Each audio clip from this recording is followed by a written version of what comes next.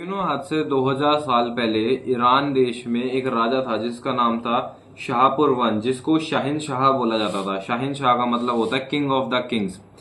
And वो जो राजा था ना, उसके बारे में ऐसा बोला जाता है कि जब वो पैदा भी नहीं हुआ था, जब वो अपनी माँ की कोख में था, एंड उसकी मदर जब प्रेग्नेंट थी, एंड जब वो अपनी मदर की वोम्ब में था, तभी उसके जो है ना, उसकी मदर के पेट के ऊपर ताज रख दिया था, एंड उसका राज्य अभिषेक उसी टाइम पे कर दिया था, उसके पैदा होने से भी पहले।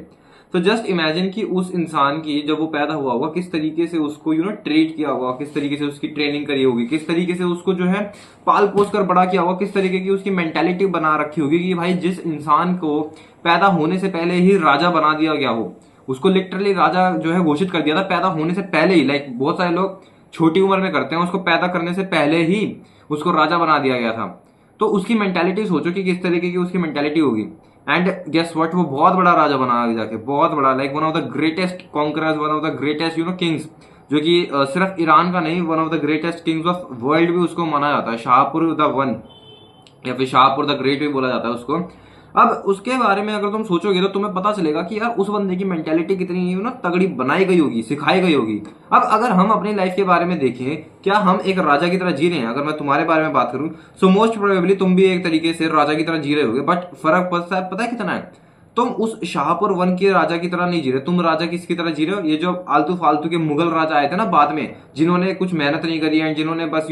अय्याशी करी, उस तरीके से उन्होंने बस अपनी जिंदगी को वेस्ट करा। हरियाणा में कहते हैं ऐब ऐब करके उन्होंने अपनी जिंदगी को वेस्ट करा। मोस्ट प्रोबेबली तुम भी इस तरीके के राजा की तरह जिंदगी जी रहे हो, क्योंकि आज के टाइम पे जिस तरीके की हमारे पास एक बेसिक सिटीजन के पास, एक प्रत्येक सिटीजन के पास जिस तरीके की पावर्स है ना, अपने फोन के थ्रू किसी भी तरीके का कंटेंट वो देख सकता है, किसी भी तरीके का वो खाना मंगवा सकता है, ऑन द स्पॉट ऑर्डर कर सकता है, बहुत सारी चीजें कर सकता है, उसको जो चाहिए वो तुरंत मिल जाती है। ये सब चीजें पुराने जमाने में सिर्फ राजाओं के पास अवेलेबल होती थी, एंड उनके पास भी इस लेवल तक अवेलेबल नहीं होती थी। एंड अगर उनके पास अवेलेबल होती भी थी ना, तो वो मेहनत करके इन सबको चीजों को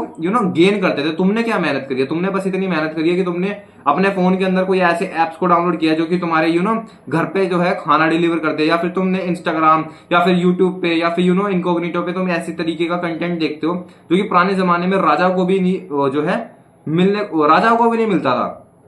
एंड राजाओं को मिलता भी था ना, तो वो उसको मेहनत करके जो है पाते थे। एंड जो राजा मेहनत नहीं करता था, सिर्फ राजा के घर में पैदा हो गया, जो कि बेसिकली बहुत ज्यादा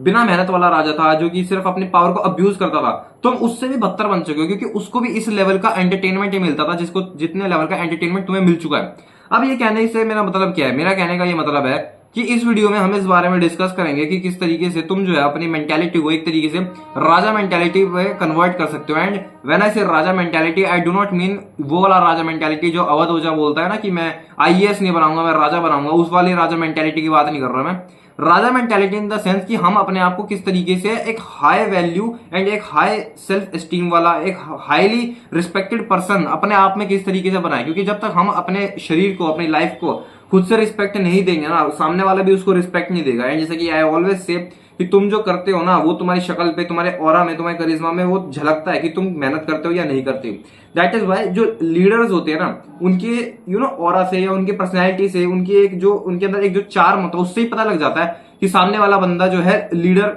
जो है, उसके अंदर लीडर ट्रेट्स हैं, लीडर कैरेक्टरिस्टिक्स हैं, एंड वो किसी को भी लीड कर सकता है। दैट इज वाई पुराने जमाने में किस तरीके से यार देखो, पुलिस वगैरह होती नहीं थी, लॉज होते नहीं थे, मिलिट्री वगैरह होती नहीं थी, चाहे तो कोई भी जो है राजा बन सकता है। बट राजा कितने लोग बने, कितने लोगों ने इतिहास के पन्नों में अपना नाम दर्ज करवाया? भाई तुम एक बात बताओ, कितने लोग राजा बने? भाई बहुत कम लोग हैं जो ऐसे राजा बने कि तुमने ट्राई करी होगी बट बन नहीं पाए होंगे। आज की वीडियो में हम इस बारे में डिस्कस करेंगे किस तरीके से हम एक अपनी अच्छी मेंटालिटी जो है डेवलप कर सकते हैं राजाओं वाली। एंड हम जो आज एक घटिया राजाओं वाली जो है एक लाइफ जी रहे हैं, जिसके अंदर हम अपने रिसोर्सेज को अब्यूज कर रहे हैं, हम उसको पीछे छोड़ के हम किस तरीके से अपनी मेंटालिटी को इस तरीके से रिवायर करें कि हम जो है एक राजा वाली, अच्छे राजा वाली जिंदगी को जिए। एंड अगर तुम्हें ये लग रहा है ना, जैसे मैंने शाहपुर वन का एग्जाम्पल दिया था, एंड तुम्हें लग रहा है भाई वो तो राजाओं वाली जिंदगी जी रहा था, एंड उसको तो इस तरीके से ट्रीट किया गया है, एंड उसको इस तरीके से उसकी मेंटालिटी बनाई गई है, हमें तो इस तरीके से ट्रीटमेंट कभी मिला नहीं। तो मैं तुम्हें कुछ एग्जांपल देता हूं, जैसे कि तिमुर लेन, ठीक है, चंगेज खान, ठीक है, उसके बाद डेरियस वन, चंद्रगुप्त मौर्य, ये सब जो मैंने नाम बताया ना, ये सब वो हैं जो कि कुछ भी नहीं थे, देवर एब्सोल्युटली नो वन। एंड वो इतने बड़े राजा बन गए जो अपनी खुद की पर्सनैलिटी, अपनी खुद की मेहनत की वजह से, तिमुरलेन ने पता नहीं क्या क्या किले फतेह कर दिए, इवन तो वो बहुत ही बुरा आदमी था। चंद्रगुप्त मौर्य हो गया, चंगेज खान हो गया, डेरियस वन हो गया। Do you know Darius one कौन था? आज से 2500 साल पहले जो तुम्हारे वो साइरस द वन था, साइरस द ग्रेट बोलते हैं जिसको, उसका जो बेटा था वो उसके कोर्ट में, डेरियस वन उसके बेटे के कोर्ट में एक रॉयल गार्ड था, सिर्फ वो गार्ड करता था वहां पे। बेसिकली वो भाले भूले चलाता था या भाले भूलों को देखता था। बाद में जाके वो इतना बड़ा राजा बन गया, उसने तुम्हें पता है सिंध और पंजाब पे भी कब्जा कर लिया था, इतना बड़ा राजा बन गया था वो। एंड इंडिया से जो है वो सोना निकलवाता था, वो इंडिया वालों को मार मार के इंडिया वालों से सोना निकलवाता था वो, सिंधियों से और पंजाबियों से। इतना बड़ा वो राजा बन गया था। तो उसने भी तो अपनी मेंटालिटी को इस तरीके से डेवलप किया, इवन दो कुछ भी नहीं था। तो हम इस किस तरीके से कर सकते हैं? सबसे पहली चीज तो ये है ना कि तुम अपने आप को खुद से रिस्पेक्ट करो, जो अपने आप को एक तरीके से हाई वैल्यू पर्सन को समझो कि तुम एक हाई वैल्यू पर्सन हो, तुम्हें अपने आप को खुद को रिस्पेक्ट करना पड़ेगा। ताकि अगर तुम्हें ये बाकियों से रिस्पेक्ट चाहिए ना, पहले तुम अपने आप को खुद को रिस्पेक्ट करो, तभी जो है तुम्हें पता लगेगा कि किस तरीके से तुम्हारे अंदर कमी है, एंड तुम अपने आप को रिस्पेक्ट करके उस कमियों को दूर कर सकते हो। दूसरी चीज, जब तुम अपने आप को रिस्पेक्ट करने लग जाओगे ना, रिस्पेक्ट बेसिकली करे कैसे? तुम जो है अपनी रिस्पॉन्सिबिलिटीज खुद लो। जो भी तुम गलत कर रहे हो या फिर तुम्हारी लाइफ में जो भी गलत है, instead of doing blame game या फिर विक्टिम कार्ड प्ले करना कि मेरे साथ तो ऐसा ही होता है, मेरा धर्म ऐसा है या मेरी जात ऐसी है, या फिर मैं किसी एक स्पेसिफिक कम्युनिटी से बिलोंग करता हूँ या मेरी किस्मत ही बेकार है, एंड मैं एक ऐसा इंडिविजुअल हूँ जिसके पीछे भगवान और यूनिवर्स हाथ धोके पड़ा है। इन सब चीजों को साइड में हटा के जब तुम ब्लेम गेम को साइड कर दोगे एंड अपनी जो है रिस्पॉन्सिबिलिटी खुद से लेना शुरू कर दोगे कि मेरी लाइफ में जो भी बुरा हो रहा है वो मेरी वजह से हो रहा है, ये एक one of the first science है किस तरीके से तुम अपने आप को एक तरीके से एक स्लेव मेंटालिटी से किंग मेंटालिटी में बदल सकते हो। बिकॉज स्लेव क्या होता है? स्लेव इज बेसिकली जिस बंदे ने हार मानना, बेसिकली जिस बंदे ने हार मान लिया एंड वो अब अपनी फ्रीडम के लिए लड़ नहीं रहा, उसी को स्लेव कहते हैं। सो बेसिकली जब तुम अपनी रिस्पॉन्सिबिलिटी खुद लेने लग जाओगे ना कि मैं जो कर रहा हूं या फिर मेरी लाइफ में जो बुरा हो रहा है वो मेरी वजह से हो रहा है, मैं अकाउंटेबिलिटी लेता हूं कि मेरी लाइफ में जो बुरा हो रहा है वो मेरी वजह से हो रहा है, मैं इसको खुद से ठीक करूंगा एंड मैं इसकी रिस्पॉन्सिबिलिटी खुद से ले रहा हूं। दूसरी चीज ये है कि यार जब भी अगर तुम्हें ना कुछ करने का मन करे ना, कुछ गंदी चीज करने का, कोई गलत चीज खाने का या किसी भी तरीके से अपने डोपामिन हिट्स लेने का, तुम ये बात सोचो कि जो राजा होते हैं ना, किंग्स होते हैं, कॉन्करर्स होते हैं, वो हमेशा लॉन्ग टर्म थिंकिंग रखते हैं। वो हमेशा छोटी छोटी चीजों को इस तरीके से कंपाउंड इंटरेस्ट में सोचते हैं, किस तरीके से हम आज जो चीजें कर रहे हैं इधर पॉजिटिव और नेगेटिव, किस तरीके से वो स्नोबॉल इफेक्ट बन के आगे जाके हमारी लाइफ को एक बड़ी लेवल पे जो है इफेक्ट कर सकता है। अगर आज हम छोटी छोटी अच्छी हरकतें कर रहे हैं, हर रोज कर रहे हैं, प्रत्येक दिन कर रहे हैं, प्रत्येक घंटे कर रहे हैं, हमारे को वो लाइफ में आगे जाके 110% एक अच्छा रिजल्ट देगा, इवन दो हमें वो आज के टाइम पे पता ना लगे। अगर आज तुम हर रोज 5 पुशअप्स मार रहे हो, 10 पुशअप्स मार रहे हो एंड तुम्हें ऐसा लग रहा है कि मेरे को कोई मुझे कोई अपने बॉडी में चेंज महसूस नहीं हो रहा, वो तुम्हें महसूस होगा बाद में जब तुम्हारे ये सब जो है ना कंपाउंड होके तुम्हें रिटर्न्स देगी ये सब चीजें। जब तुम जो पढ़ाई करते हो, जो तुम अपने जंक फूड को हर रोज रोकते हो, हर टाइम पे रोकते हो, जैसे बहुत सारे लोग कहते हैं ना कि यार एक दिन खा लिया या फिर एक हफ्ते में एक बार खा लिया तो क्या होगा।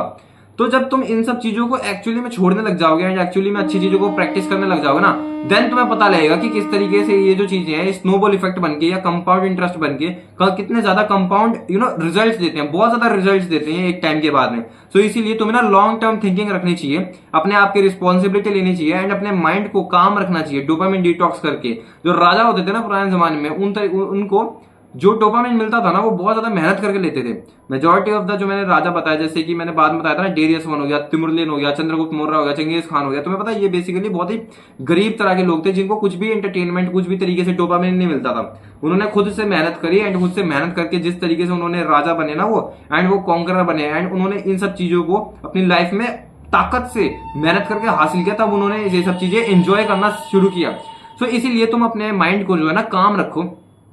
उसको अननेसेसरी डोपामिन हिट्स मत दो, बिना मेहनत करे उसको डोपामिन हिट्स मत दो, ताकि तुम्हारे जो माइंड है उसको एक क्लैरिटी मिले एंड तुम्हारा माइंड, एक जो काम माइंड होता है ना, वो तुम्हारा पर्पस ढूंढेगा एंड उस पर्पस में तुम अपने आपको जब तुम उसमें ढाल लोगे तो तुम्हारी ऑटोमेटिकली एक किंग मेंटालिटी बन जाएगी कि मैं भी हाँ इस दुनिया में कुछ कर सकता हूँ। अगली चीज ये है कि तुम ना ओवर थिंकिंग थोड़ी सी कम कर दो। ओवर थिंकिंग से मेरा मतलब है कि थोड़ी बहुत ओवर थिंकिंग करनी तो चलो फिर भी जरूरी है ये सोचना, बट जब एक टाइम पे तुम बहुत ज्यादा स्ट्रेस लेने लग जाओ ना एंड तुम एनालिसिस पैरालिसिस करने लग जाओ, दैट इज वेयर जब प्रॉब्लम जो है अराइज होती है कि तुम जो एनालिसिस पैरालिसिस करने लग गए हो। तो इन सब चीजों को साइड में हटा के जब तुम मेडिटेशन करोगे ना, सो ऑटोमेटिकली तुम्हारी ओवर थिंकिंग जो है कम हो जाएगी एंड तुम जो है अच्छे डिसीजंस ले पाओगे। सो इसीलिए मेडिटेशन कर सकते हो जिससे तुम्हारी ओवर थिंकिंग कम हो एंड तुम्हारे जो माइंड को क्लैरिटी मिलेगी, तो उससे तुम जल्दी जो है रिजल्ट्स ले पाओगे, जल्दी जो है तुम डिसीजंस ले पाओगे। जैसे बहुत सारे लोग होते हैं ना जो अजीब अजीब चीजों में फंस जाते हैं कि चॉकलेट फ्लेवर की आइसक्रीम लूं या वनीला फ्लेवर की आइसक्रीम लूं। भाई जब तुम इतनी छोटी छोटी चीजों में फंस जा रहे हो तो जब लाइफ के बड़े बड़े प्रॉब्लम्स आएंगे तो तुम उसमें क्या करोगे। सो इसीलिए अपने आप को ना इस तरीके से थोड़ा दूर रखो, एनालिसिस पैरालिसिस से, इन सब चीजों से थोड़ा सा दूर रखो। अगली चीज जो है कि ना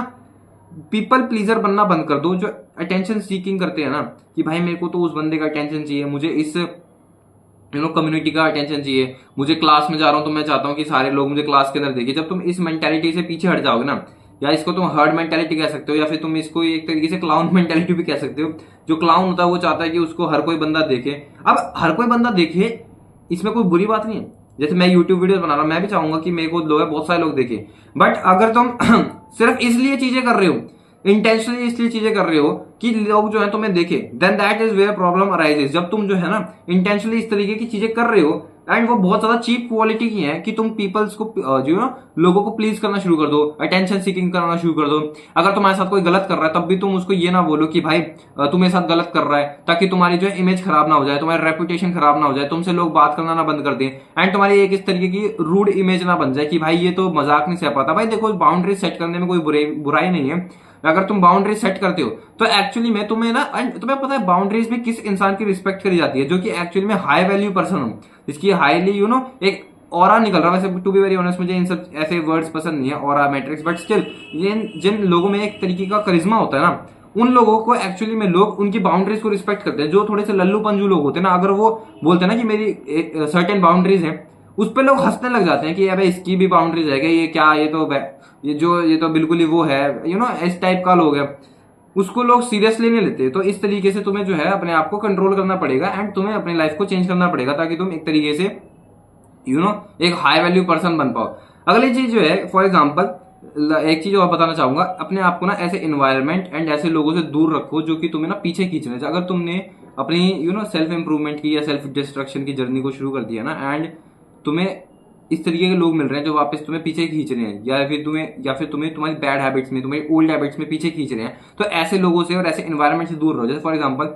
अगर तुम एक गाना सुनते थे अपने लोएस्ट फेज में एंड अभी भी तुम वो गाना सुन रहे हो, तो मोस्ट प्रोबेबली तुम्हें ना वही गाने सुनते हुए तुम्हारे वही लोएस्ट फेज वाली जो है बातें याद आएंगी, जब तुम डिप्रेस्ड होते थे, जब ये मे भी तुम्हारे अनहेल्दी थे, या फिर तुम्हारे कोई दोस्त नहीं थे। तो ऐसे मीडिया से, ऐसे दोस्तों से, ऐसे एनवायरनमेंट से दूर रहो। अगर तुम्हें इस तरीके के एनवायरनमेंट में तुम ढल चुके हो, अपना जो है पहली बात तो कमरा के जो सेटिंग है उसको चेंज करने की कोशिश करो, बेड को चेंज करने की कोशिश करो, अपना टेबल क्लीन कर रखो। ऐसी चीजें, ऐसे अपने एनवायरनमेंट को मत रखो जो कि तुम्हें पीछे खींचे बार बार, जो कि तुम्हारे बैड हैबिट्स थी उसकी तरफ खींचे। सो इसीलिए इस तरीके से ऐसे इन सब चीजों से दूर रहो। लास्ट चीज मैं ये कहना चाहूंगा, एक राजा वाली मेंटेलिटी रखने के लिए तुम क्या कर सकते हो, जो कि मैंने चीजें बताई वो तो कर ही सकते हो, बट सबसे बेस्ट चीज है कि तुम अपने आप को ना थोड़ा सा डेल्यूजनल बना लो। ये बहुत ज्यादा अच्छी चीज है। तुम अपने आप को ना